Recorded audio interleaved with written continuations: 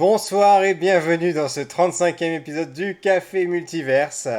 Et je vous Salut à tous. retrouve à nouveau cette semaine avec mon comparse, mon copilote, Greg Dyser. Salut Pierre, ça va? Pas trop de turbulences?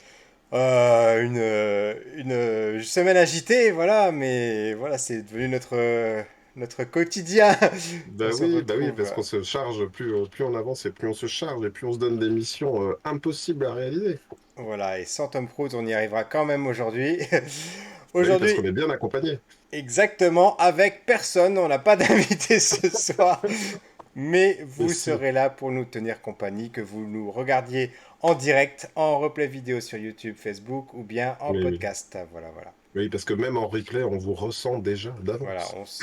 on sent que vous êtes là pour nous soutenir. On en reçoit vos messages qui arrivent par centième Par centaines de de caractères. par centaines de caractères, effectivement. Voilà. Si, mais si. Et ce soir, on vous parlera donc de Buzz l'éclair, le spin-off de Toy Story. J'espère que tu as été voir au cinéma aujourd'hui, sinon ce sera Pas du difficile. tout, pas du tout. Si, si, si, bien Voilà, sûr. voilà. Donc je rappelle le principe du café multiverse. Nous avons donc tous les deux été voir Buzz l'éclair ces derniers temps. Toi, c'était aujourd'hui, s'il me semble bien. C'est ça, c'était aujourd'hui in extremis. Voilà. Et on ne sait pas ce qu'on en a pensé, on ne sait pas si on a aimé, si on n'a pas aimé. On va vous dire donc dans une première partie de l'émission, pendant environ 30 minutes, on va vous essayer de ne pas vous divulgacher l'intrigue. Voilà. Et dans une deuxième partie de l'émission, on va rentrer un petit peu plus dans les détails et donner un avis un peu plus approfondi. Voilà, et on terminera enfin par les recommandations de la semaine. Et on commence, avant de rentrer dans le vif du sujet, par les petites présentations d'usage, parce que peut-être que vous nous écoutez ou vous nous regardez pour la toute première fois. Donc je commence, je suis Rayep. Je suis responsable de la communication numérique pour une collectivité territoriale. Et dans d'autres missions précédentes, j'étais responsable des invités pour les festivals Japan Expo et Comic Con Paris. Et j'ai beaucoup d'autres cordes à mon arc, mais vous pouvez le savoir en me retrouvant sur Twitter, Rayab0079. À toi, Greg. Yep, 0-0. Ah ben moi, écoute, moi c'est Greg Dazer ou aussi Greg Caricaturiste parce qu'en ce moment je suis très très demandé en caricature et c'est ça qui est pas facile, c'est que j'ai la double casquette de caricaturiste en événementiel et puis il faut quand même que j'avance ma BD qui doit sortir en mars 2023 maintenant. On a Et hâte. là, je ne peux pas reculer. Voilà, donc c'est beaucoup de travail au long cours, hein, donc je suis très content de faire ça. Et voilà, donc je suis dessinateur à plein temps et parfois à double plein temps. Très bien, très bien. Donc on commence sans plus tarder, on rentre dans le vif du sujet. Alors j'ai un petit câlin Alors, qui vient nous rendre visite au passage. C'était l'interruption de dernière minute. mhm, Euh, un spin-off, Buzz l'éclair. mhm. Est-ce qu'on s'y attendait ou pas? Est-ce que c'était prévisible un petit peu après un Toy Story 4 qui était déjà en train de dérouler la bobine de l'intrigue? Bah, déjà, ce qu'on peut noter, c'est que Pixar ne va pas nécessairement là où on l'attend, dans le sens où Toy Story 3 pouvait vraiment être une belle fin de trilogie, et puis c'est un peu comme ça que marche le cinéma. On se dit la trilogie, c'est le bouclage, et puis finalement, ils se sont dit, on avait des idées pour un quatrième. Et sérieusement, moi, quand j'ai vu la bande-annonce, je me suis dit, ouais, quand même, ils vont rechercher la bergère, ils vont rechercher des trucs. On se demande, enfin, il y a toujours ce questionnement du où est-ce qu'ils veulent nous amener. Ils font jamais une suite gratuitement. Donc, quand ils ont annoncé Buzz d'éclair, moi, j'étais curieux. Je me suis dit, il doit y avoir quelque chose à raconter. Maintenant, sans divulgacher, est-ce que vraiment ce qu'ils avaient à raconter avec Buzz d'éclair était pertinent ou pas? Le choix qu'ils ont fait de devoir exprimer ses buzz d'éclair et vous savez, de rappeler que c'est le jouet d'Andy quand même au début. Voici le. Parce que c'est ça, le film démarre comme ça. Leur postulat, c'est. Attends, attends, attends. euh, Je t'arrête. Je veux pas aller trop loin là-dessus parce que tu penses que c'est un spoiler? pour moi c'est déjà un spoiler parce que je t'avoue j'avais pas regardé du tout la bande-annonce Ah, et d'accord. j'avais vu des extraits, j'avais vaguement entendu parler de quoi ça parlait et pour Mhm. moi l'intrigue du film était une vraie surprise en elle-même. Voilà. Ah, très bien, d'accord. Donc c'est Bon, bah pour ça alors, que je j'en dis, préfère j'en dis t'arrêter pas à ce trop. moment-là. Voilà. J'en dis pas trop, sachant que du point de vue de la réception sur Twitter, ce que je lis pas mal, moi, c'est que des gens disent oui, mais en fait, nous, on avait déjà un film Buzz Éclair, puisqu'il y avait un long métrage d'animation traditionnel 2D, qui était la prémisse d'une série animée qui passait sur Disney Channel à l'époque, que je n'ai pas vu, voilà, mais où là, pour le coup, on avait vraiment déjà les aventures d'un Buzz l'éclair à Star Command dans l'espace, qui D'accord, bah, n'était tu pas un vois, jouet. pour le coup, tu m'apprends quelque chose. Ah, c'est vrai? D'accord. Ah Ah, ouais, c'est je marrant. savais pas du tout que ce film existait.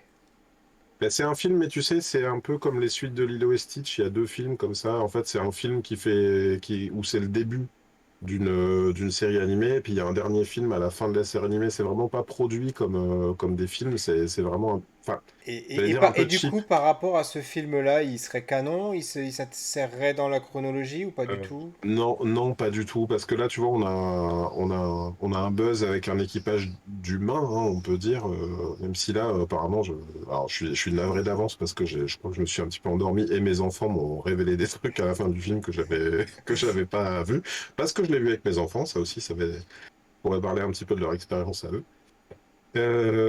Et donc c'est pas du tout canon parce que là, pour le coup, l'animé d'origine, si tu veux, c'était Star Command, mais en gros, il y avait Buzz qui était un peu le seul humain. Les autres étaient tous des aliens hein, plus ou moins ressemblant à des humains. Tu vois, des fois, c'était carrément Oui, vraiment c'était soit des aliens dans des la même humanoïdes ou des insectoïdes, voilà, des choses comme ça. dans la même combinaison. Et puis, c'était vraiment l'idée du Star Command. Voilà, enfin, c'était autre chose, quoi. C'était plus enfin, du space opéra, mais humoristique, quoi, tu vois. D'accord. Alors ouais, moi comme je te disais, je suis assez surpris de l'intrigue. Je vais pas la révéler tout de suite, mais c'est Mhm. pas le film auquel je m'attendais. C'est pas le film que j'avais compris. Alors bien sûr, D'accord. j'ai pas regardé non plus la bande-annonce. Peut-être que la bande-annonce me l'aurait dit un petit peu plus. Encore que là, je la vois défiler sous nos yeux. C'est pas évident d'en déduire Mhm. l'intrigue par rapport à ce qu'on peut en voir, par Mhm. rapport aux personnages qu'on peut voir, aux situations. Oui, Donc moi, ça m'a un petit peu surpris. Bon, mais ça m'a pas d'accord. empêché de rentrer dedans pour autant, hein, voilà. Je sais pas si tu te rappelles, mais ma recommandation de la semaine dernière, puisqu'on fait une recommandation en fin d'émission, c'était d'aller voir le documentaire qui était Tout à proposé. Tu fait. sais, je sais pas si tu l'avais regardé, J'avais j'imagine pas que non, osé, du du coup. coup, j'avais pas Ouais, osé. moi je te cache pas que, imaginons, si on n'avait pas prévu l'émission, ou honnêtement j'ai eu du mal à aller le voir parce que bon, j'étais un peu malade ce week-end. Et du coup j'ai failli, hier soir, j'ai failli dire je vais pas pouvoir parce que je vais pas pouvoir placer le film aujourd'hui. Finalement j'y suis arrivé. Mais du coup, je pense que sans ce supplément d'intérêt du documentaire et sans du coup le fait qu'il divulgage un petit peu, en tout cas qu'il donne des éléments qui sont volontairement pas donnés dans la bande-annonce. Mhm. D'ailleurs, je me demande même s'ils l'ont pas fait parce qu'ils ont eu un peu peur. Peut-être que le public soit pas au rendez-vous. C'est Du coup, souvent ils la donnent. technique de Disney derrière moi, hein, Ouais. de donner un petit peu trop, comme ils ont fait d'ailleurs avec les derniers teasers avant Doctor Strange 2, Mhm. où ils en ont donné énormément sur des personnages clés de l'intrigue, que C'est finalement, possible. voilà, Alors, il y a un peu de ça. On en discutera dans la partie spoiler, du coup, si tu bien sûr. préfères. Il y a sans doute un peu de ça. Et là, je pense aussi qu'il y avait un contenu réservé aux abonnés. Tu vois, le côté, D'accord. cette fois-ci, Hmm. le film, il sera à destination du grand public au cinéma. D'ailleurs, ça faisait un moment que les Pixar, ils allaient en direct ou vidéo sur Disney+. Donc, celui-là, ils ont décidé de le maintenir au cinéma.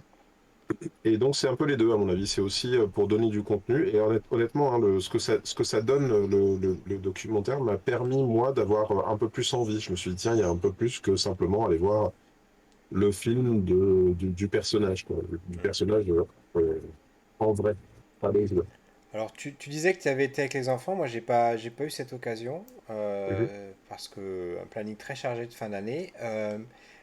Mais du coup, est-ce que tu as ressenti, parce que moi, je l'ai pas ressenti de façon très marquée. En tout cas, je trouvais que c'était plus intelligent dans les autres Pixar. Il y a vraiment différents niveaux de lecture, tu vois. J'ai trouvé que dans celui-ci, c'est. Alors, est-ce que c'est moi qui ne l'ai pas ressenti? Mais je trouvais que c'était pas flagrant. En tout cas, j'ai pas trouvé différents niveaux de lecture, différents niveaux d'appréciation, que ce soit soit pour les parents qui viennent avec leurs enfants, soit pour les enfants, soit on va dire pour les fans de Toy Story qui ont maintenant la vingtaine ou voilà. Est-ce que Oui. toi tu l'as Non, ressenti ça? je suis exactement comme toi. C'est-à-dire que je suis sorti du cinéma non seulement en me disant, il n'y a pas ce petit supplément de, par exemple, enfin, si, là on peut en parler, je pense. Le bon exemple récent pour moi, c'est En Avant, Ouais, qui te présente le truc comme euh, qu'est-ce que serait devenu un univers de fantasy, mais à l'ère moderne, tu vois, donc la lecture des licornes qui sont devenues des sortes de chats de gouttière, tu vois, et des trucs comme ça très, très, très drôles.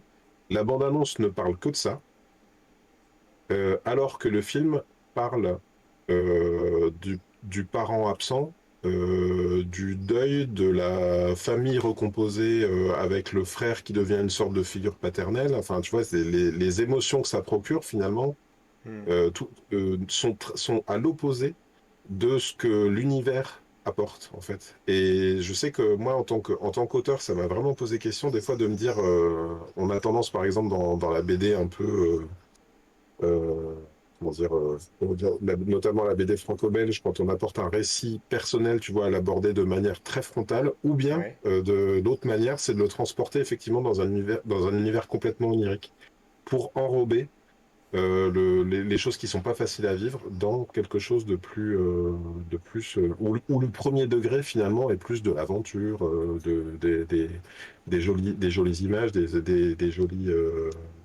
jolis moments d'aventure, quoi. Ouais. Et effectivement, là, je suis d'accord avec toi. Ce film-là, pour moi, c'est plus un film, oui, j'allais dire space opéra, encore que premier degré, Hmm. euh, Ouais, ben même je si. profite de rebondir sur ce que tu dis par rapport à Space Opera. Mhm, J'avoue que j'ai aussi été un peu déçu par mhm, le manque de d'easter egg et de clins d'œil. Alors, est-ce que je les ai loupés? Est-ce qu'ils étaient trop cachés? Ou je est-ce que crois je pas. manque de références? Et j'ai pas l'impression que je manque de références. Mais tu vois, rien que dans Wall-E, t'en vois une paire. Ne Mhm, serait-ce que l'œil rouge à la fin, voilà, qui fait penser à 2001. Euh, mhm. Là, j'avais beau les chercher, Oui. j'en trouvais pas, tu vois. Et même, il y aurait pu y avoir beaucoup de choses par rapport à, comment ça s'appelle, le film avec les insectoïdes là. Ah, Bug Life, non, non. non, non, avec l'armée contre les insectoïdes dans les films des années 90, avec Oula, Neil Patrick Harris. oui, excuse-moi, ça y est, j'y suis. On va y arriver. Aidez-nous, vous Euh, qui êtes en ligne, oui, si aidez-nous. quelqu'un. Cowboy étoile au secours. Ouais, voilà, Nous avons ils besoin sont pas de. là. Ça va me revenir, hein. C'est pas grave, vous l'avez Est-ce que sur le bout de la voulez-vous en langue. savoir plus? Voilà, C'est ça. vous le direz en C'est- commentaire. Enfin, vous voyez probablement de quel. Starship Troopers, voilà. Merci, Ah, on merci. va y arriver, on va y arriver. Voilà, donc je m'attendais peut-être à des références comme ça, parce que, bon, il y a un moment, il y a des insectoïdes qu'on retrouve dans le film, des insectes. Mais non, j'ai pas trouvé. Et c'est pour ça, après, j'ai passé une grande partie du film à y penser, à tout ça, à me dire, mais quand Mhm, même, le niveau de lecture, les enfants, est-ce que vraiment ils auraient trouvé leur compte là-dedans? Les plus jeunes, je parle, vraiment les plus jeunes. mhm. Parce que, bon, il y a des choses assez sérieuses, ils essaient de faire des blagues. D'ailleurs, j'ai pas trouvé que l'humour était très bien mené, globalement. Je trouvais que Ah, c'était un peu potage, c'était un peu maladroit et c'était pas très fin. alors, il y a un comic relief qui est une espèce de robot chat, d'ailleurs, qui est une sorte de jouet hein, dans l'histoire, et ça paraît un peu bizarre de se dire que là, finalement, on a vraiment renversé le principe, on voit le chat à l'écran. Quand j'ai vu le chat dans la bonne annonce, je me suis dit, aïe, aïe, aïe, ça va m'énerver. En fait, ce truc va rien m'apporter, et c'est là pour vendre des peluches ou voire même une sorte de petit chat robot, quoi. Ouais. Et en fait, je l'ai vu donc avec mes enfants et surtout, il y avait tout un centre aéré dans la salle. Donc, il y avait une trentaine d'enfants dans les premiers rangs. Et ça a marché à fond. Et moi aussi, hein, j'ai poussé des grands éclats de rire, honnêtement, à certains moments. Donc, finalement, ce truc-là, que en plus j'appréhendais comme le truc qui allait me saouler dans le film, finalement, m'a quand même fait marrer. Oui, ils m'ont Après, quand même arraché quelques éclats de rire, ouais. ouais. sur la question de, encore une fois, du sens caché, tu vois, ou de la lecture, j'ai même une déception. J'y reviendrai dans la partie spoiler, mais à un moment donné, il se passe un truc dans le film et je me suis dit, ah, je crois que je vois où le film veut m'amener du sens. Et en fait, pas du tout. Ah oui, C'est d'accord. c'est complètement moi Eh qui ben, avais c'est amusant d'en interprété un parler dans la truc. partie spoiler parce que moi c'est totalement l'inverse. Je voyais complètement, je savais exactement où on allait et Ouais, enfin la fin était celle à laquelle je m'attendais en fait, hein. Voilà. ouais. Par contre, effectivement, sur la question des révélations, parce que bon, on peut quand même en parler dans Toy Story 2. Je sais pas si on peut en parler sans tout dire, mais dans Toy Story Non, 2, bah, donc je vois de quoi on tu a une parles, mais à ce scène, on a moment-là, une ouais. scène d'allusion à Star Wars. Alors moi, la grande question, c'est est-ce qu'on allait avoir ce truc-là, quoi? C'est-à-dire Ouais. est-ce qu'ils allaient faire à nouveau une histoire avec un spationaute dont il allait découvrir l'identité de, de- du méchant et tout, voilà. Est-ce que ça allait se passer comme dans Toy Story 2? Et en fait, bah, on en dira dans la partie spoiler. Voilà. Et donc il y a aussi le niveau de lecture par rapport aux fans de Toy Story. Mhm, Bon, c'est pas si évident que ça, hein, parce que finalement, sorti des clins d'œil sur l'armure, sorti des clins d'œil, comme tu dis, sur les intrigues qu'on peut voir par rapport aux méchants jouets de Buzz l'éclair, bah voilà, enfin, bon, c'est Buzz, mais il a de Buzz que le nom finalement. Ce qui est un peu logique, Oui, puisque c'est pas un jouet cette fois-ci, c'est un véritable personnage, entre guillemets. oui, c'est à se demander même réellement si ce personnage-là aurait inspiré des jouets réellement, enfin le jouet de Toy Story, Oui, ça pose presque tout la à fait, question. tout à fait. On peut se Et poser la question parce que c'est un peu bizarre, oui. la Et c'est question pour peut... ça, et c'est d'autant pour ça, là je préfère peut-être qu'on rentre pas trop dans les détails, qu'on en parle plus dans la partie spoiler, c'est pour ça que moi je te dirais, ensuite je rentrerai dans les détails par rapport à ça, que l'intrigue du coup m'a surpris Oui, par oui, rapport à la logique qui s'articulait avec Toy Story. oui, oui, oui. Et oui, oui, la question peut se poser. Elle se pose d'autant mieux que on se dit, tiens, est-ce qu'ils n'auraient pas fait ce film-là pour vendre un stock qu'ils auraient retrouvé avec des milliards de Buzz l'éclair invendus? Et en fait, non, ils ont créé une nouvelle gamme de jouets avec des vaisseaux spatiaux. C'est pas du tout c'est pas du tout le jouet qu'on aurait connu à l'époque, quoi. Oui, Enfin, qu'on aurait finalement, voulu avoir. il se détache assez rapidement de l'œuvre originale quand même. Il prend bien les distances même, hein. La question que ça pose pour moi, c'est effectivement là, on n'a pas trop l'impression que, il me semble, hein, j'imagine pas que la question se soit posée comme ça chez Pixar avec quelqu'un qui, comme souvent, un réalisateur amène un projet, un scénario, et là on lui dit oui, alors vaut mieux l'amener comme ça. Et puis tu sais, dans les bonus DVD, ou Blu-ray, il y avait souvent les différentes itérations du film. Wall-E, à un moment donné, c'était pas des humains obèses qui retrouvaient, c'était des blobs. Ouais. Des évolutions, d'évolutions d'humains qui étaient devenus du soda, en fait, littéralement, avec des os atrophiés. Et, donc là, je pense, j'ai pas l'impression, pour moi, qu'ils soient partis d'un scénario, et puis à la fin, ils se sont dit, bah tiens, ça irait bien un Buzz d'éclair, tu vois. À mon avis, ils sont plutôt partis C'est du l'inverse, oui. Buzz d'éclair. Dans le documentaire, ils le présentent comme ça. Ils disent, regardez, Buzz d'éclair, on en offre aux gens qui ont bossé 20 ans dans l'entreprise. C'est le personnage qu'on offre comme ça. Ils offrent pas une lampe Pixar, ils offrent un Buzz d'éclair, quoi. Il est devant le studio, donc on a l'impression, tout de même, ils ont essayé de faire le meilleur film pour capitaliser sur leur idole, en fait, tu vois. Oui, bien sûr. Et du coup,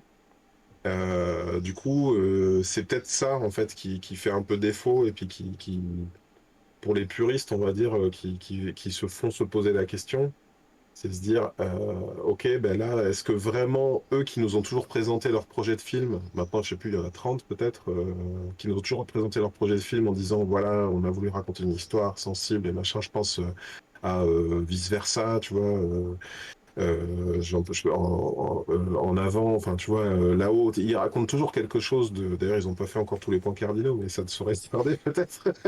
Mais en tout cas, on sentait l'âme dans le truc. Et que Oui, bien sûr. s'il y avait pas d'âme pour faire une suite, ils ne le feraient pas. Même Toy Story On 4, est tout à fait tu, tu, d'accord.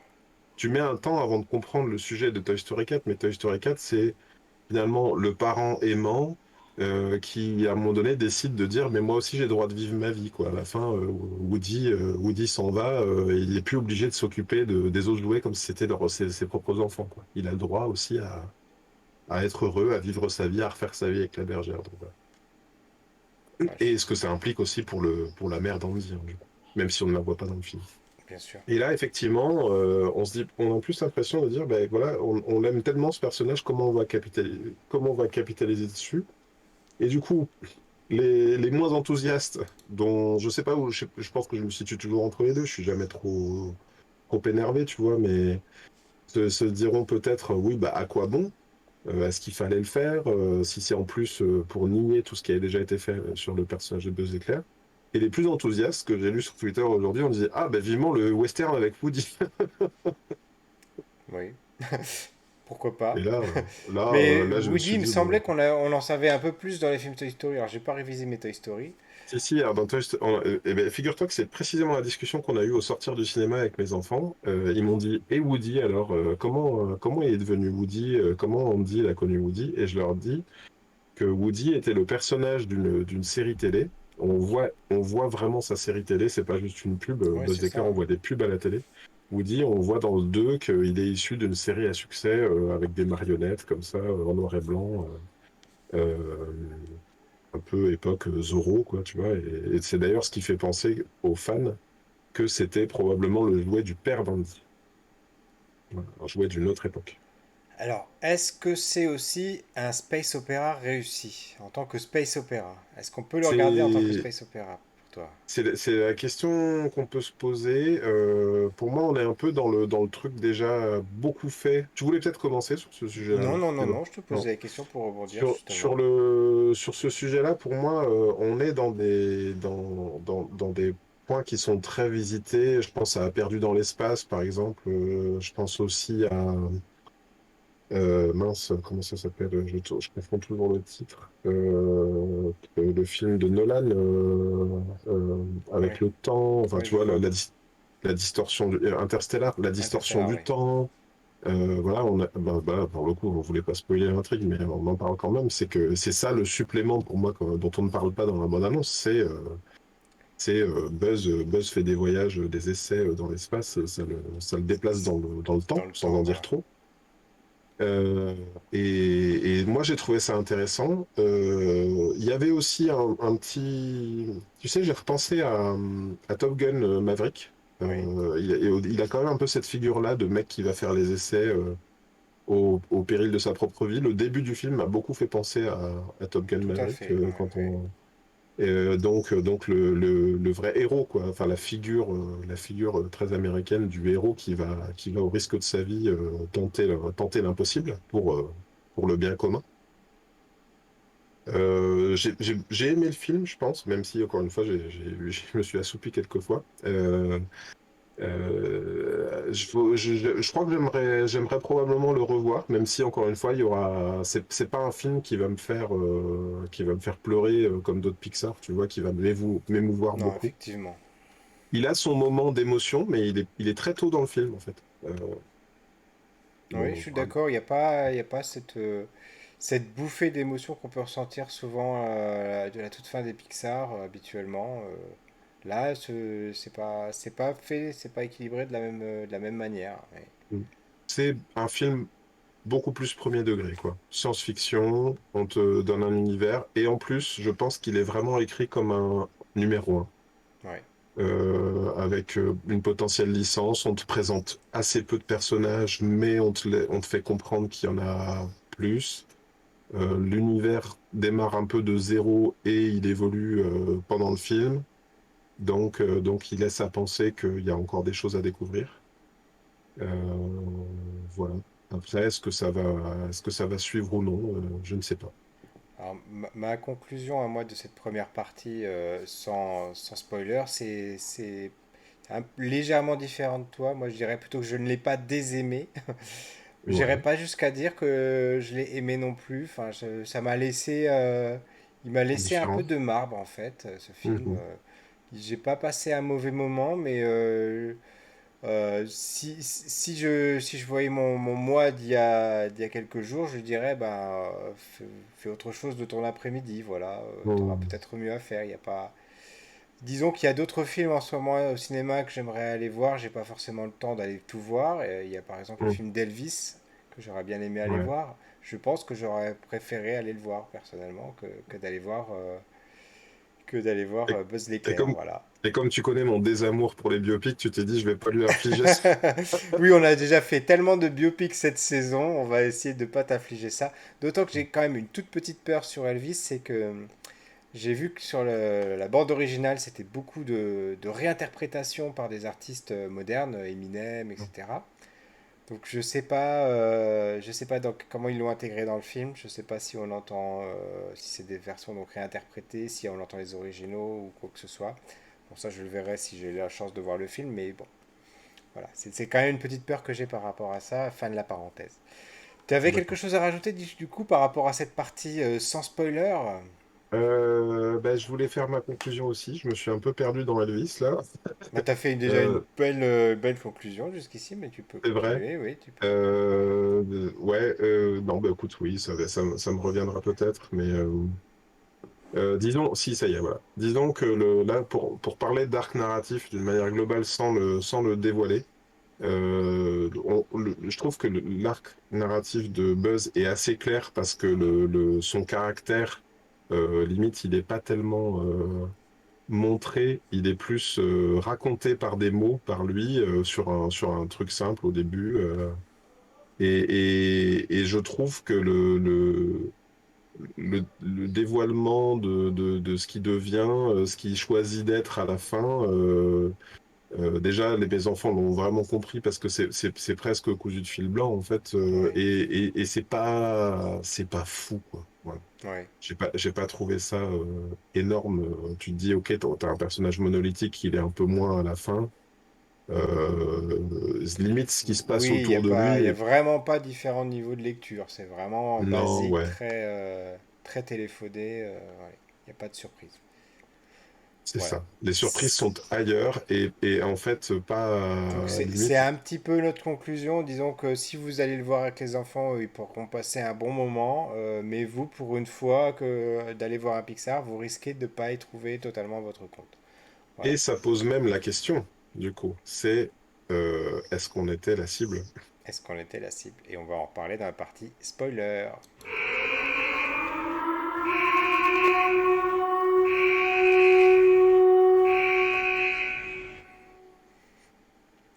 Donc, j'ouvre les hostilités.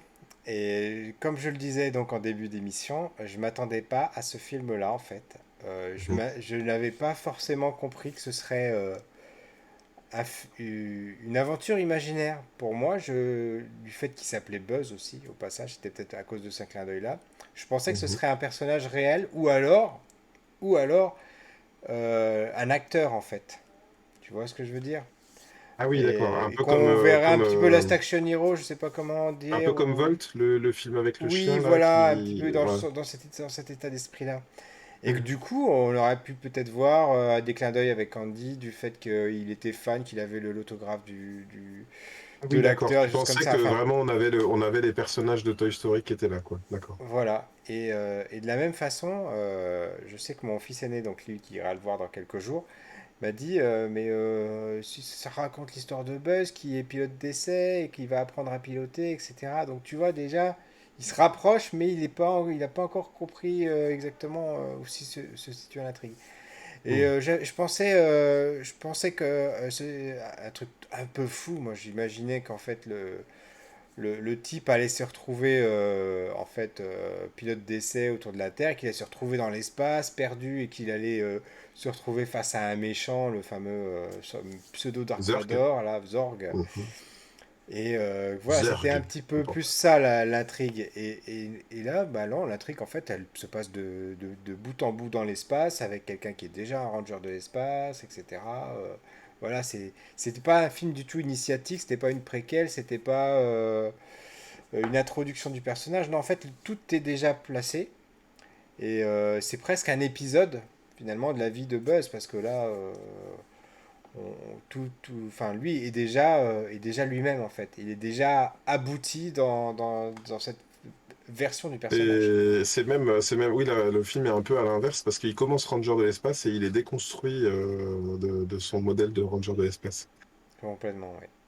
Euh, j'ai une question à te poser parce que je ne peux pas continuer d'être aussi imprécis. On n'a pas compris la même chose, les enfants et moi, mais je pense que les textes du début étaient enfin, imprimés de manière très courte pour leur âge. Ouais. Ils ont compris que ça se passait avant la Terre. Ils ont Non. compris que c'était des... Non, voilà. Et pour toi, c'est des terriens, Ah oui, oui, bien sûr. Non, pour moi, Oui, oui, c'est ça. C'est juste un film de science-fiction dont Andy était fan et voilà. Et c'est ce qu'on disait tout à l'heure. Donc, du coup, ça pose la question. C'est bizarre d'imaginer qu'un garçon de Andy, je sais pas dans quel âge il a dans le premier Toy Story, mais il a moins de 10 ans, je pense, et hein, petit, hein. Ouais, oui, c'est ça, petit, hein. puisse trouver son compte dans un film comme ça. Je veux dire. Oui, j'avoue. Enfin, moi, j'imagine mal un garçon de 10 ans, et j'avais trois garçons, et j'ai moi-même été un garçon de 10 ans, donc je vois c'est qu'est un garçon de 10 ans, s'intéresser à ce type de film. Bon, Enfin, moi, les miens, ils ont aimé, hein. Ils ont 7 et 10 ans, 7 et ouais, bientôt 10 ans. Ils ont apprécié, et puis je pense ils regardent un autre contenu que ce qui leur est destiné. Ils regardent des films de super-héros. Un petit peu déjà, alors que c'est pas forcément recommandé pour leur âge. Alors que le Andy qu'on dépeint, c'est plutôt un enfant des années 80, a ouais. priori. Donc effectivement, ça pose question, oui. Et puis, oui, En fait, moi, je trouve que c'est assez critiquable, effectivement. J'ai lu pas mal ça sur Twitter, des gens qui disent, mais pourquoi ils ont ressenti le besoin de dire...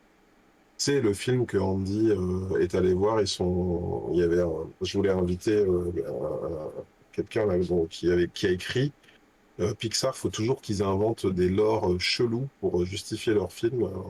Et on a l'impression qu'ils ont besoin de justifier alors que ça se passe de justification. Et effectivement, Andy, il regardait plutôt le nouveau jouet à la télé, quoi. En fait, il Ouais, regardait c'est tout le ça. temps les pubs. Moi, je vais en Buzz l'éclair pour pour mon anniversaire. Et voilà, je pense que ça allait pas plus loin que ça.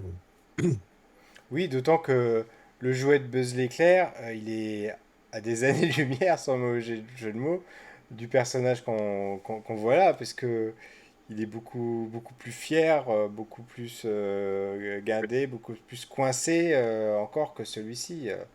Même Mais si... il y a même un truc qui est important, c'est que, tu sais, le Buzz l'éclair, effectivement, le jouet, il fait comme le jouet de Toy Story, il dit Buzz l'éclair, Star Command. On attend le rapport et tout comme ça. Et en fait, on s'aperçoit que ce Buzz l'éclair-là se fait des rapports à lui tout seul, C'est exactement, ouais. que personne n'écoute. Et du coup, même là, ça crée un décalage entre le jouet et le personnage, c'est-à-dire que dans le sujet du film, son acolyte du début ne fait que lui rappeler que ça ne sert à rien, ce qui fait que personne ne va jamais l'entendre. Et même ça, dans le film, ça n'est pas rattrapé. Il n'y a Et, pas un moment comment dire, où l'ensemble de ces journaux sont réécoutés par quelqu'un et servent à l'intrigue. Ça n'est ouais. vraiment, ça reste comme J'irais ça. même plus loin, c'est-à-dire que par rapport au film en lui-même, par rapport au Mm. film Buzz l'éclair, là, donc on nous a montré, qu'on nous dépeint comme étant le film favori d'Andy, donc c'est un film théoriquement des années 90, on est d'accord. Oui, oui, c'est ça. 80 au pire, mais au mieux 90. Mhm. Donc je vous excuserai, mais il n'y a aucun film des années 90 où les sidekicks sont composés d'un grand idiot, d'une vieille mémé de 80 ou 70 ans. Enfin voilà, c'est improbable, totalement improbable. Ce sera peut-être ma morale de l'émission, Pierre, mais n'ajoute pas une compréhension comment ça s'appelle, de fans, de groupes de fans chelous à un lore chelou inventé pour Ouais, expliquer mais un c'est ça, truc. enfin. Oui, oui, non, oui, on est d'accord. Oui, et puis ne serait-ce Et que la puis en plus, dans ces représentation. années-là, les héros, entre guillemets, ils étaient, je veux dire, invincibles ou sans doute, tu vois, ils avançaient, ils étaient sûrs d'eux, juste de bout en bout du film. Là, il y a trop de doutes sur ce personnage pour que ce soit un personnage des années 90, ça colle pas. Oui, C'est ça, plus forcément le un fait personnage qu'il des ne années 2020. il sauve pas une jeune demoiselle en détresse. Oui, voilà. Après, ouais, le seul truc qui rapproche pour moi, c'est que le chat, c'est vraiment un R2D2, Oui, clairement. Il a complètement un rôle de R2D2, si ce n'est que là, le chat m'a fait rire parce que j'ai eu l'impression de voir revisitation de R2D2, mais avec des vrais mots, tu vois. oui. C'est-à-dire que j'avais Ouais, les R2 bip bip, oui. voilà, au lieu de bip bip, il parlait pour de vrai et du coup, il faisait des vannes, quoi. Il n'y avait pas 6PO pour traduire Oh, quelle grossièreté! Même s'il fait pas de grossièreté dans le film, c'est pas ça que je veux dire. Mais écoute, ouais. De- Justement, pour en revenir au développement du personnage, donc on a Buzz qui se parle tout seul dans des mémos, en fait, hein, quand il parle à Star Command, il s'enregistre des trucs comme sur un magnétophone. Ouais, Et ça, c'est partie intégrante pour moi du storytelling du personnage, puisque ça montre sa solitude, en fait. C'est-à-dire,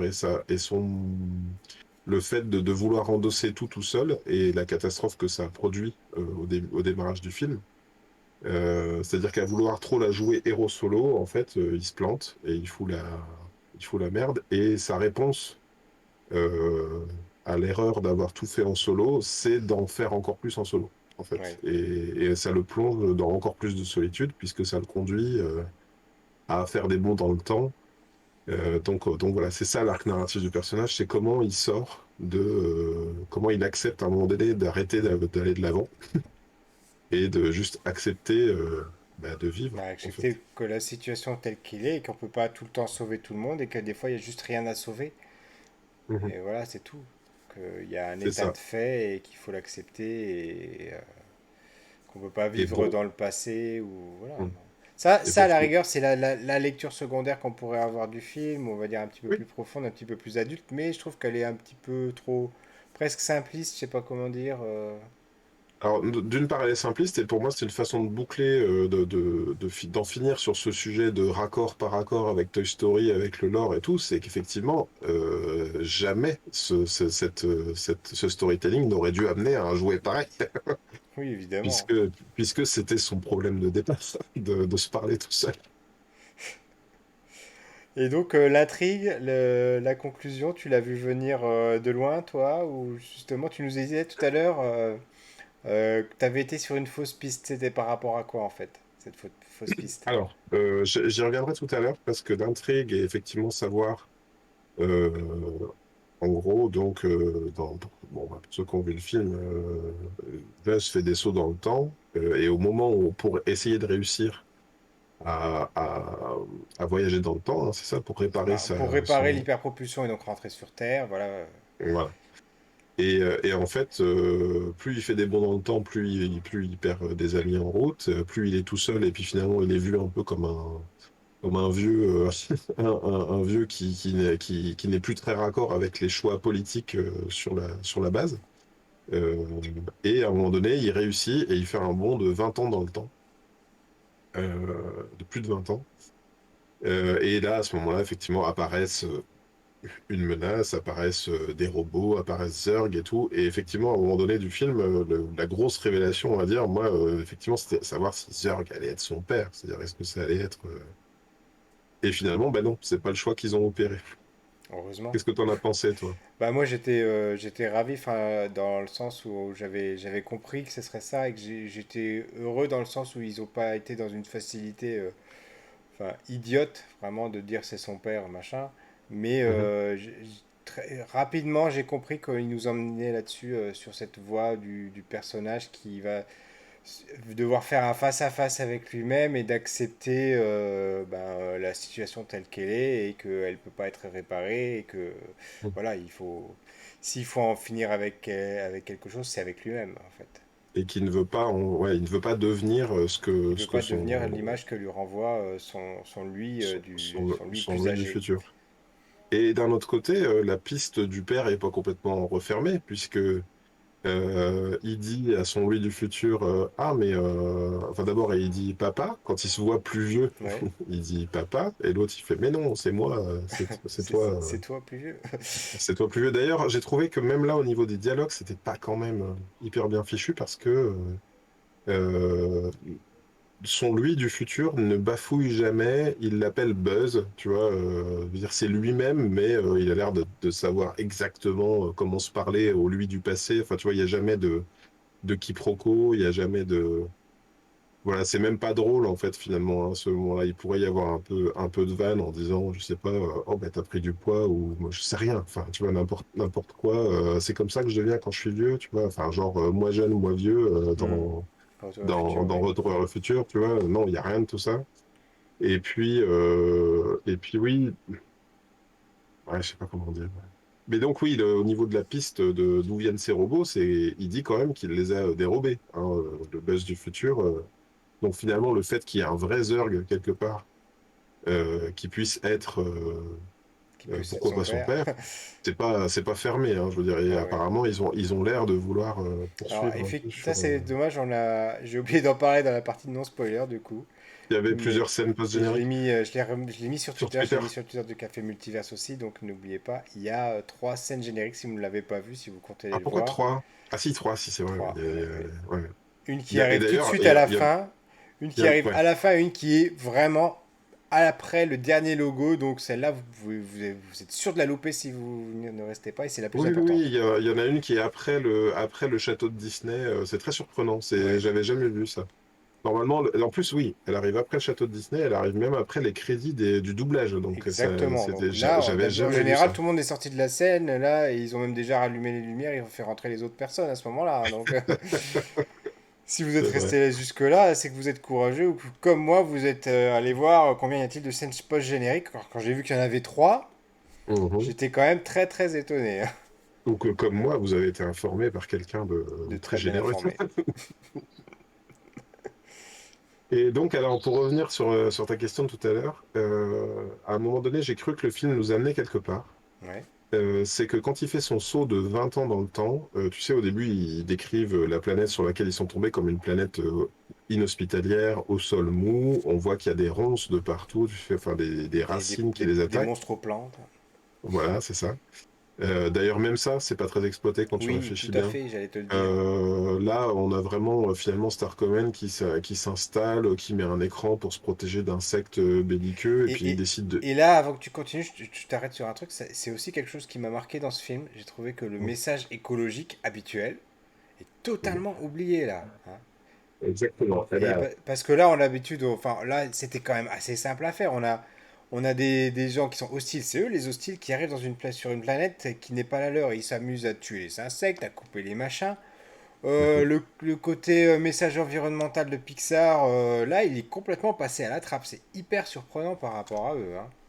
Eh ben, écoute, c'est donc tu dis un peu ce que j'allais dire en substance. C'est-à-dire qu'à un moment donné, le film m'a trompé. Quand il arrive 20 ans plus tard et que tous les arbres sont destroy et qu'il n'y a plus rien, il n'y a plus de nature, je me suis dit, ah ben en fait, ce que raconte le film, c'est que à vouloir s'installer à tout prix dans un environnement qui est pas fait pour l'homme, ils vont juste détruire l'écosystème. Et ils n'en parlent pas du Ça, tout. c'est vrai. Je suis tout Et à fait c'est pour d'accord. moi, Et c'est une j'y ai erreur. pensé exactement. J'y ai pensé et ouais, c'est vrai. Je suis tout à fait d'accord.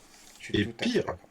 pire, rappelle-toi la scène. Alors moi, attention, hein, je chasse les moustiques parce qu'ils ont décidé de me faire la guerre. Voilà, des Non, fois mais les mouches, les moustiques, pour ceux qui ont vu Stitch, hein, on le sait, c'est la pire chose au monde, hein. Mais non, dans ce titre, justement, ils ont prétendu que c'était une espèce en voie de disparition. Donc, du coup, il fallait préserver la Terre. Oui, ils Donc, changent très vite d'avis. donc là, voilà, c'est des insectes géants. Comme tu parlais, Starship Troopers et tout. D'ailleurs, Starship Troopers avait un message beaucoup plus intéressant sur le fait de massacrer ou pas les insectes qui nous voulaient du mal. Et là, effectivement, il y a même une des scènes post-génériques qui est censée être drôle, pour moi, elle résonne terriblement mal. Il y a un insecte qui vient se croûter sur Leur barrière, fameux ouais. projet d'écran, voilà. Et l'autre, donc il y a un truc qui arrive et bzz, il se désintègre sur l'écran de protection et tu vois le général de la station qui fait un écran laser. Bah, trop bonne idée. Et tu te dis, mais vraiment, il n'y a pas de. C'est ça ce que le film raconte, quoi. Il n'y a pas de contrepoint qui te dit, mais les mecs, vous avez ravagé l'écosystème sur cette planète, quoi. C'est-à-dire Oui, que non oui, seulement ils ont un tout petit périmètre autour de leur base, mais c'est noirci à des kilomètres à oui, la oui, ronde, quoi. ils ont laissé des mines abandonnées à droite à gauche, etc. Donc ils ont vraiment Et bousillé la planète. Ouais. ils ont aucune intention de repartir. C'est ça qui est fou. Et ils mangent quoi? Ils mangent leur ration de on sait pas quoi, là, de purée de steak, machin, là. Et ils leur met leur Et sandwich à l'envers. sandwich à l'envers. Et ça, je me suis demandé d'ailleurs. Je me suis dit, attends, alors moi, j'espère que mes enfants, ils vont pas me demander de faire des sandwichs à Ah l'envers bah avec ça va du venir, pain ça au va être la milieu. mode. Ben, Mais je crois pas, justement. Je me dis, le film, je vois mal avec tout ça. Je le vois mal obtenir son statut culte et puis je le vois pas bien vieillir, quoi. Là, on est quand même. Enfin, je sais que tout le monde n'est pas de cet avis et c'est bien triste, mais on est quand même à un tournant, je pense, de l'humanité. Si on se remet pas les miches, l'environnement va bien nous le faire comprendre. Et là, ce film-là arrive en disant, écoutez, installez-vous où vous voulez, on s'en fout, essayez pas de revenir en arrière, restez où vous êtes et puis tuez l'écosystème, il n'y a aucun problème. ouais, Et pour moi, montrer qu'il y a des plantes, comme on voit en ce moment là, qui viennent les attaquer, essayer de les absorber, et en plus, finalement, sont assez inoffensifs parce que dès le début, la scène dans laquelle il y en a un qui disparaît, les deux s'enfuient et puis il réapparaît comme par magie des kilomètres plus loin et puis il dit ah, venez me chercher. Tu vois, enfin, les plantes, elles font rien finalement. Il n'y a pas oui, bien quelqu'un sûr. qui, dans le film, s'est fait digérer dans un estomac de la planète ou je sais pas quoi, quoi. C'est vraiment. Est-ce que ça valait la peine de tout détruire autour de vous, les gars, quoi? Je sais pas. Non, c'est vrai que Enfin, cette partie-là, elle est très très étrange. Est-ce que tu voyais quelque chose à rajouter avant qu'on passe à la partie déjà des recommandations? est-ce que j'ai encore une synthèse à faire de tout ça?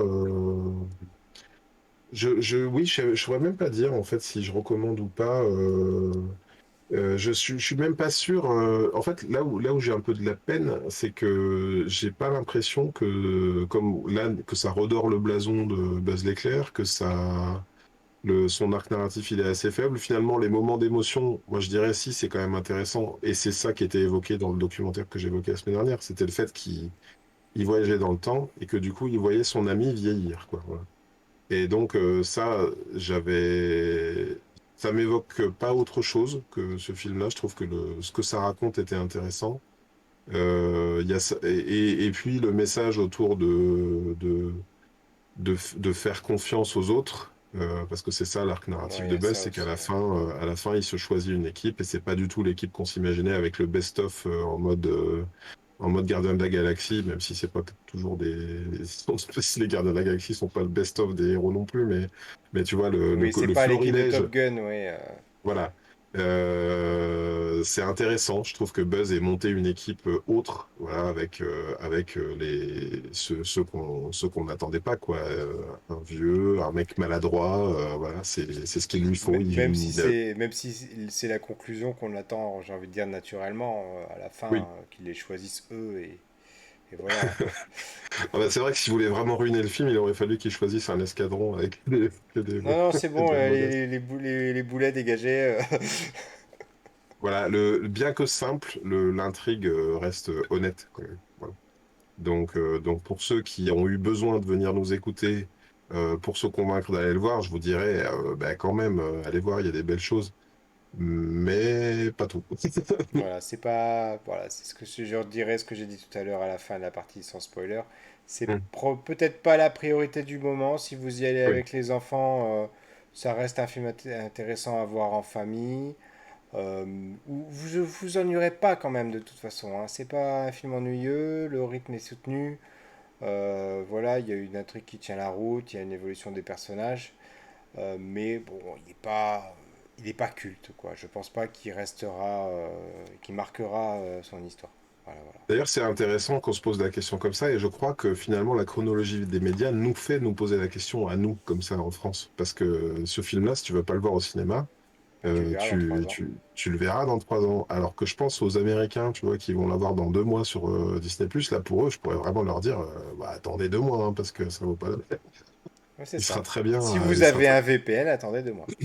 Et oui, et même le... Bon, il y a quand même des scènes, des fulgurances, hein, dans les scènes d'action, de voyage dans le temps, d'hyperespace, machin, mais bon, rien de... Oui, ça reste un Pixar, mais sur l'échelle des Pixar, il est quand même sur les premiers échelons. Il n'est pas au top, hein. Voilà. Oui, en tout cas, en termes d'émotion, de storytelling et tout, voilà. Il y a beaucoup mieux à voir chez Pixar. Et puis, si vous hésitiez entre ça, aujourd'hui, par exemple, entre ça et voir le dernier Miss Marvel, que je n'ai pas encore vu, mais bah, je vous dirais, bah, restez chez vous. Regardez Miss Marvel. Miss Marvel, dont on fera une émission dans 3 semaines, 2 semaines, 10 jours. Enfin voilà, très prochainement, dès que le sixième épisode sera sorti, et on passe aux recommandations de la semaine. Yes. Voilà, on change nos petites lumières. Qu'est-ce qu'on fait ça bien quand même. Ouais. Donc, Euh, je te laisse commencer. alors, moi, j'ai une petite recommandation à faire. Euh, je te l'ai envoyé tout à l'heure. Je dois reprendre mes notes parce que voilà. Sur YouTube, j'ai avec grand plaisir, j'ai découvert un groupe de reprises coréen. Apparemment, c'est un groupe qui existe depuis des années. Anne-Claire, mon épouse, me disait que c'était une formation qui portait ce nom-là depuis des années, mais le casting évolue en fait en Les fonction membres changent, d'accord. des membres. Voilà. Et donc, ça s'appelle Maytree, l'arbre des possibles, me faisait remarquer mon épouse. Et en fait, ils sont cinq. C'est tout simple. Ils sont tout le temps placés plus ou moins pareil dans le truc. Et ils reprennent a cappella des génériques, des musiques de films. Là, en l'occurrence, le lien que je t'ai envoyé, qu'on mettra dans la description, c'est la musique sur la Wii. Tu sais, la musique d'accueil sur la Wii et D'accord. quand tu faisais les mi, tu vois. Mhm. Et franchement, c'est exécuté parfaitement bien. Tu les regardes comme ça. Enfin, moi, j'ai toujours eu le plaisir de regarder un peu ces trucs-là, a cappella, où tu essayes de voir qui fait quoi. En plus, je trouve qu'ils ont une manière de le faire qui est vraiment assez mignonne. Et puis, c'est des petites pastilles, du coup, d'une minute, 1 minute 30, pas plus. Des fois, ils font des florilèges. Ouais, c'est très agréable à regarder. Et puis, ça. En gros, on en a regardé une, puis deux, et puis à un moment donné, on en a regardé 30 d'un coup en famille. Voilà, c'était un gros moment de plaisir. D'accord, d'accord. Maytree, chaîne YouTube. En ce qui me concerne, ma recommandation de la semaine, ce sera une série Netflix, et pas n'importe laquelle, puisqu'il s'agit de la version coréenne, en fait, de la Casa des Papel, Ah, donc Money Heist. Voilà. ok. La série, donc on a regardé le premier épisode hier soir avec mon épouse. Mhm, La série est assez semblable, enfin, c'est assez bizarre parce elle a beaucoup de similitudes avec la série originale espagnole, donc. mhm. Dont le nom des personnages, en fait, au moment où ils choisissent leur pseudonyme, ils choisissent exactement les mêmes pseudonymes que D'accord. dans la Donc version espagnole. Tokyo, Donc tu Berlin. reconnais d'ailleurs tu les reconnais physiquement, tu te dis, ah bah D'accord. lui ça va être Berlin, lui ça va être Helsinki, etc. D'accord. Tu les reconnais facilement. Mais Mhm, ça reste un drama, ça reste vraiment une série coréenne. C'est pas une série américaine avec des Coréens ou une série européenne avec des Coréens. Non, non, c'est vraiment un drama. C'est ceux qui sont habitués au genre au format. de ce format de ces séries télé coréennes ou Mhm, asiatiques en général. Euh, c'est vraiment pensé dans cet état d'esprit. mhm. C'est assez intéressant. Alors, si vous avez vu la bande-annonce, puisque ça parle en fait dans un futur proche d'une réunification en cours de la Corée du Nord et de la Corée du Sud. Et ça donne lieu justement à des modifications dans l'intrigue. Évidemment, c'est pas du tout un copier-coller de la version espagnole, mais Alors, c'est adapté c'est à oui, où adapté ça se au passe. pays. A priori, d'ailleurs, c'est présenté comme tel, hein. C'est présenté comme étant une série qui a été pensée pour le public coréen. C'est pas Mhm, pensé pour le public occidental, ce qui d'ailleurs se ressent dans les premières réactions. A priori, il y a eu des retours assez négatifs par mhm, rapport à ceux qui ne sont pas habitués au format des dramas. Et d'ailleurs, ne serait-ce que dans l'exubérance des personnages. On a des personnages vraiment hauts en couleur dans la version espagnole. Là, on mhm. voit qu'ils sont déjà plus en retrait, mais c'est dans la nature, comme ça, des dramas, des Coréens, d'être comme ça dans leurs personnages. ils ont pas des personnages comme le personnage de Berlin qui est vraiment dans la démesure totale, etc. Donc là, Mhm. c'est plus équilibré, ça peut être perturbant au premier abord, mais si vous êtes fan de drama, vous Mhm. y trouverez votre compte facilement. Et d'ailleurs, ça peut être une façon, je pense, de rentrer dans la série, parce que par exemple, mon épouse, elle n'avait pas du tout apprécié, elle n'avait pas du tout accroché à la Casa des Papel version européenne. Et là, par contre, de voir le premier épisode en coréen, elle qui justement suit énormément de dramas chinois, coréens ou japonais, elle est Mhm. vraiment rentrée dedans beaucoup plus facilement et la fin de l'intrigue l'a vraiment passionnée. Alors que pourtant, on va dire que 50% des éléments, on les retrouve dans l'autre série, hein. D'accord. Et peut-être aussi parce qu'elle est habituée justement à ce format Tout un à peu fait, plus c'est ça, oui. coréen, drama. Et j'allais te poser la question, moi j'ai regardé toute la première saison de La Casa des Papel. J'ai aimé tout en me disant qu'il y a des trucs qui marchaient pas du tout. Notamment, moi si je devais résumer la saison 1, c'est le côté braquage et tout fonctionne super bien. La motivation aussi des personnages, tu as vraiment envie d'être de leur côté. Et au milieu de tout ça, il y a des comportements de personnages qui sont complètement débiles. Vraiment, où à un moment donné, je sais plus, enfin, il y a Tokyo, donc, qui est vraiment difficile comme personnage, je trouve, parce que certes, elle est mignonne, mais quand même, elle fait que de la merde. À un moment donné, elle est virée par tout le monde, je sais plus, elle sort, et puis finalement, elle s'en va, elle va le plus loin possible, et puis finalement, elle décide de revenir, et elle arrive en moto, elle se fait tirer dessus dans tous les coins, et puis elle défonce la porte de la banque, elle passe par la porte d'entrée en moto, et là, quand elle arrive, tout le monde fait «Ouais!» Et tu fais «Mais c'est écrit, qui a écrit ça en fait?» Parce que les mecs, vous l'avez viré, je vous rappelle, parce qu'elle faisait n'importe quoi. Donc c'était il y a 2 épisodes, qu'est-ce qui se passe, tu vois. Et voilà, il y avait un côté pour moi incohérent, plus des gunfights qui marchaient pas du tout. C'est-à-dire que un gunfight, je pense que ça se chorégraphie, et je sais pas si là, ils avaient pas l'habitude, ou si c'est pas le truc. Et là, vraiment, ils se tirent, ils se prennent des rafales de balles, ils meurent pas. Enfin bon, bref, il y a un côté comme ça beaucoup d'éléments qui marchaient pas et qui m'ont fait, j'ai pas accepté déjà le début de la deuxième saison, tu vois. On a réussi, mais bon, finalement, moi, je peux pas vivre tranquille sur une île déserte. Il faut que j'aille faire n'importe quoi de nouveau. Voilà, ce genre de truc, moi, ça m'agace trop. Là, l'adaptation, qu'est-ce que t'en as pensé? Est-ce que c'est pareil, les reproches Non, que alors je rien que le dégage? personnage de Tokyo, déjà, je trouve qu'il est un petit peu plus sensé, un peu plus Ok. logique dans sa logique à elle, voilà, dans la logique du Mhm. personnage. C'est un personnage différent. D'ailleurs, même la raison pour laquelle elle choisit le nom Tokyo, pour une coréenne, c'est pas anodin. Je vais pas trop en D'accord. dire pour ceux qui veulent le regarder, mais elle dit une phrase. Je suis étonné qu'il n'y ait pas eu l'ambassadeur du Japon qui décroche son téléphone pour appeler Netflix d'ailleurs, pour en parler, parce que je trouvais que pour ceux qui connaissent l'histoire des deux pays, c'est pas une phrase anodine.